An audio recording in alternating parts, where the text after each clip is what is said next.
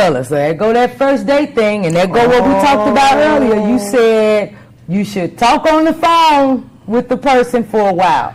She says after talking and texting, she says they went on their first date. She said after talking and texting for a few weeks. So they talked a few weeks before she went on this first date now. You hear me? You with me? You follow me? Okay. So anyway, she says this man shows his true colors. She said, first of all, he was a drinker. Now that could mean anything. A drinker meaning a drinker or a drunk. Heavy drinker or a drunk. Right, exactly. She said he was a drinker that liked to be in the limelight. In other words, a big show-off. The more he drank, the more he had to be seen and heard. Wow. All right. So right there was a red flag, okay? She said, I also didn't like the fact that he didn't know how to end the night. So he clowning. That's a sign of clowning now. Oh, he unstable too? Yeah, okay. yeah. So she says, wow. I didn't like that he had all his friends around, and she had to hear most of the night about him talking about his past with other women. Are those red flags going up? Why she even sit there and listen? That's a no-no, people, a no-no. Like, why she even sit there and listen to it? Oh, my goodness.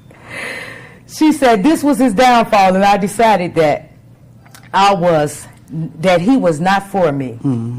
She said he noticed a week later that I was not communicating with him. Okay, so she knew then, let me just leave this here alone.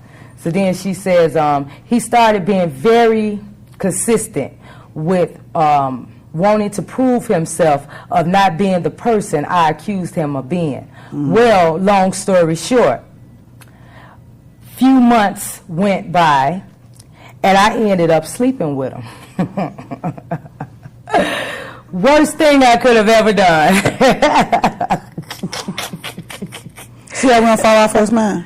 Your first man told you to leave him alone. First man told you to leave him alone. First man told you to leave him alone. God gave you that intuition. Use it. So here's the thing. She said she said that was the worst thing she could have did. She went to bed with him.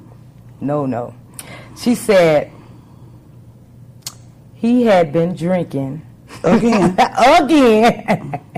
and was not able to operate properly.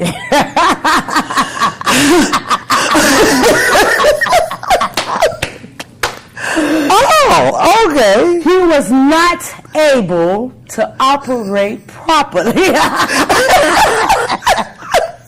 Must I repeat that again? This was how and he had a noodle? Oh my God. Yeah. Wow. It wasn't working out. So she says she left his home that morning knowing that she would never give him another chance. In his lifetime. And in that order. She said, clearly. I know he had to be embarrassed. Because after a few weeks, he tried texting me, asking me, was he a dud? Now, what is dud? What is that? Dud. Just a dud, nutty bud, dud? Well, you know what? You knew you was a dud. See, when you ask a question, you already know the answer to it anyway. So you already knew. Yeah. So she says, I didn't want to leave him on bad terms. So I didn't respond to the question. Oh, okay. She said, so I just spoke and left him with his manhood. Wow. Then she says, Queen, I think 75% of our single men today are not sure of what they really want. This was a waste of time. And I think clearly. Ma'am, you truly wasted your time, because you talked to him 2 or 3 weeks before you even went on the first date. And I think Steve Harvey said something like that in his book. You talked to him for a few weeks, and then you went on the first date, then you seen the clown, then you talked to him for another month or so, and then you finally went out because you done told him how stupid he was, excuse me. But it is what it is. Well, clearly. She said he wasn't able to operate.